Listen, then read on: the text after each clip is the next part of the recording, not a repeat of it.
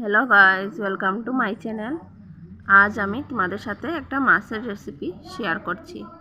তো মাছগুলোকে ধুয়ে ভালো করে ভেজে আগেই নিয়েছি। এখন দিয়ে দিলাম কড়াতে তেল, তারপর শস্য বাটা আর আদা বাটা একসাথে পেস্ট করে রেখেছি, ওগুলো দিয়ে দিচ্ছি।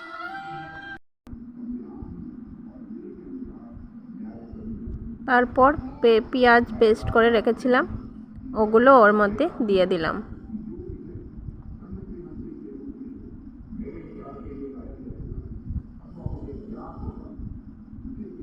তারপর একে একে দিয়ে দিলাম হলুদ গুঁড়ো,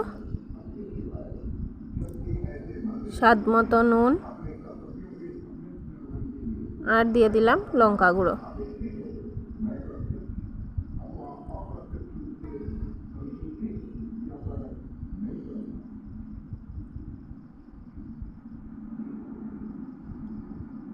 তারপর ওইগুলোকে ভালো করে ভেজে নেব।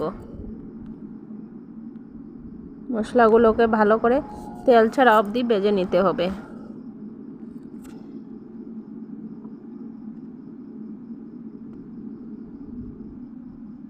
এর মধ্যে দিয়ে দিলাম কয়েকটা চেরা কাঁচা লঙ্কা।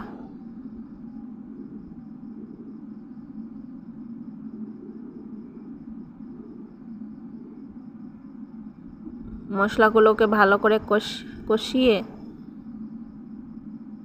তারপর ওর মধ্যে পরিমাণ মতো দিয়ে দেব জল। ওই মশলার বাটি ধোয়া জলটা দিয়ে দিলাম।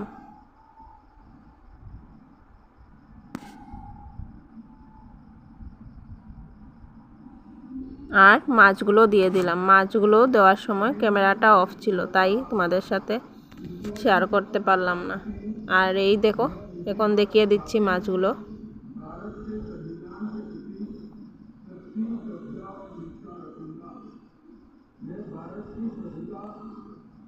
এটা ছিল পাবদা মাছ। তো থ্যাংক ইউ গাইস।